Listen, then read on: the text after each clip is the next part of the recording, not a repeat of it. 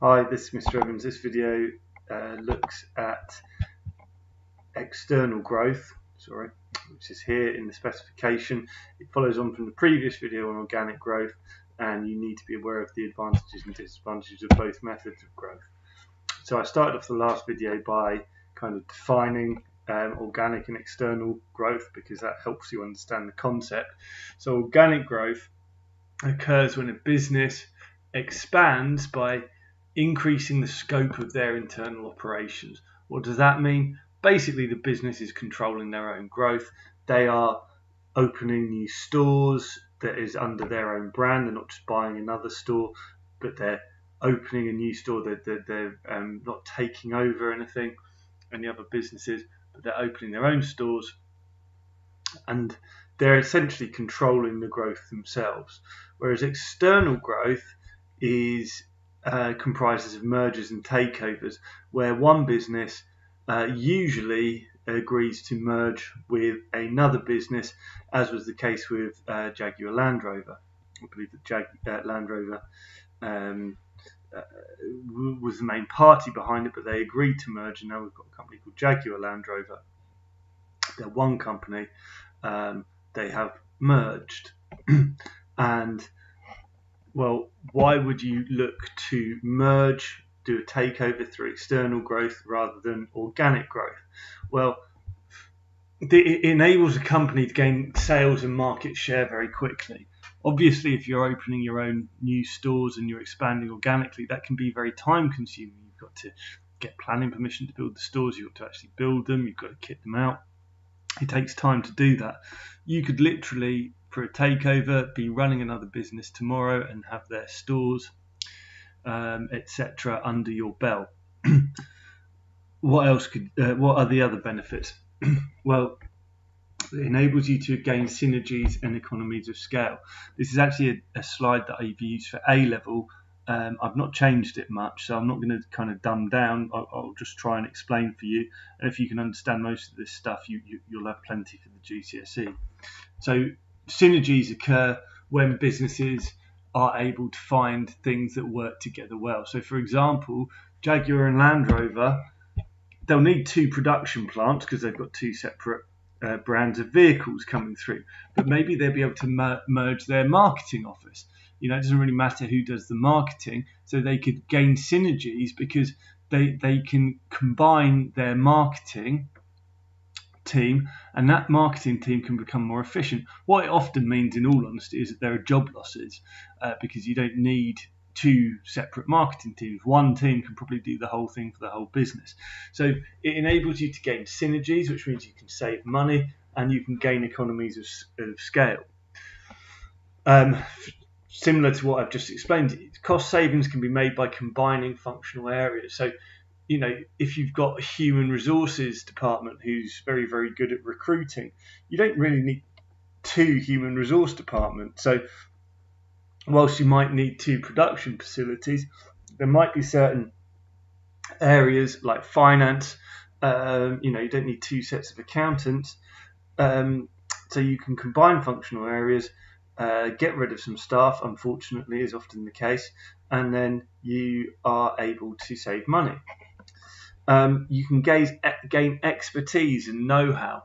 So when you buy a company, you're buying all of their assets, including their human resources.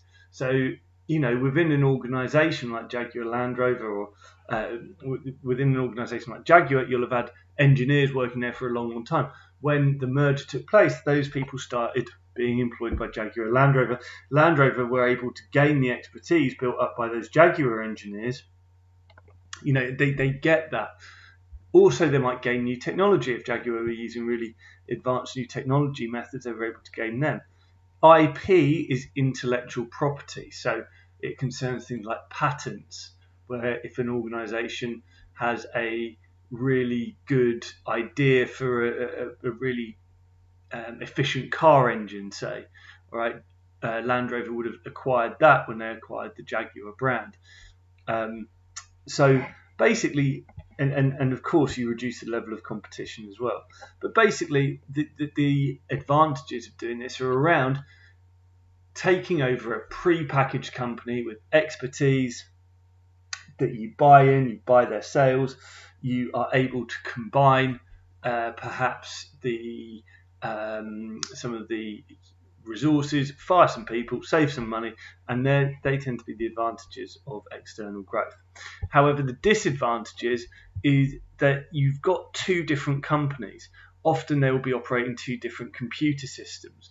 Businesses these days have very complex computer networks, and it can be very, very difficult to combine those two things. But, if you think you've got 30 years of computer networks across two companies, all operating different things, all doing different stuff, it's very difficult to merge things like that. And organizations can operate in very different ways as well. Culture is about how things are done. Maybe it's acceptable at Land Rover for a subordinate to question their superior if they think they know a better way of doing it. Maybe at Jaguar that's not done, and there can be a real clash of cultures when businesses merge. There can be an impact on motivation. I keep on saying that we can gain synergies, economies of scale, combine functional areas. Well, what does that mean in reality? It means people lose their jobs. It means there's going to be reorganisation of work, and there's uncertainty that can have a real impact on people's motivation. Okay, it's the risk of the unknown that's the problem. You're also buying another organisation's liabilities. So, any debts that this organisation has, you're effectively buying them and saying that you're going to pay them off. This can be the case even with things that you don't know about. So there might be problems at Jaguar that Land Rover just didn't know about, and you buy them and suddenly you're dealing with a lawsuit, for example, or it's probably a legal requirement to disclose something like that. Maybe it's something like all of the staff in the warehouse are really, really unhappy, and you're suddenly buying all of these unhappy staff that you've got to sort out. So you're buying, not only are you buying the good bits of another organisation, you're buying their bad bits too. The government may have competition concerns. I mentioned the Sainsbury's and Asda merger in the last video. The government may say, actually, no, this can't happen. We can't have these two large companies merging. And there are the high costs of integrating the companies. So the high costs of sorting out computer systems,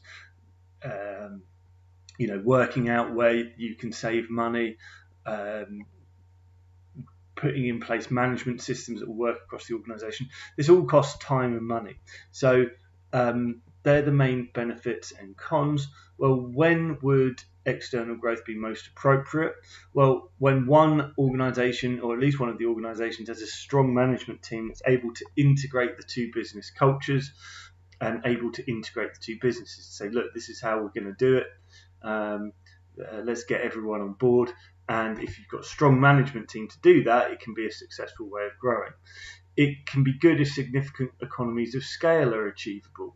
So let's just say if Jaguar Land Rover were able to close one of their production plants, put it all on one site, and gain big economies of scale because they're able to purchase huge amounts of raw material, well, then costs would fall a lot, and it would be a really good idea to merge. You can enter into new markets where one company doesn't have expertise, so that might be particular products. So, for example, Jaguar aren't known for off-road vehicles, whereas Land Rover are. So that opens up a whole new set of customers for Jaguar.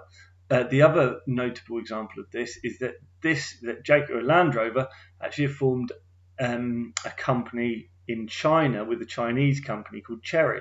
Now, you're not allowed to sell, to operate in China unless you have a local partner, so a local company partnering you. So this was a reason for Jaguar Land Rover and Chery. You can Google it, Jaguar Land Rover Chery. This was a reason that merger, that company has been set up in China.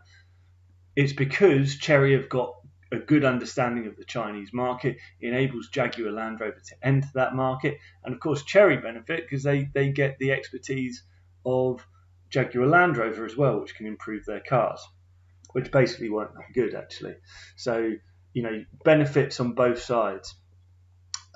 If you can carry out considerable integration planning, so the merger can be a success, and if you can fund the acquisition through retained profit, that makes it it's a very safe source of finance to use, rather than say borrowing money to fund the external growth would make it far more high risk. So I hope you've understood most of that. Like I say, that's an A-level slide, but if you picked up most of what that was about, then you should be absolutely fine for the GCSE stuff.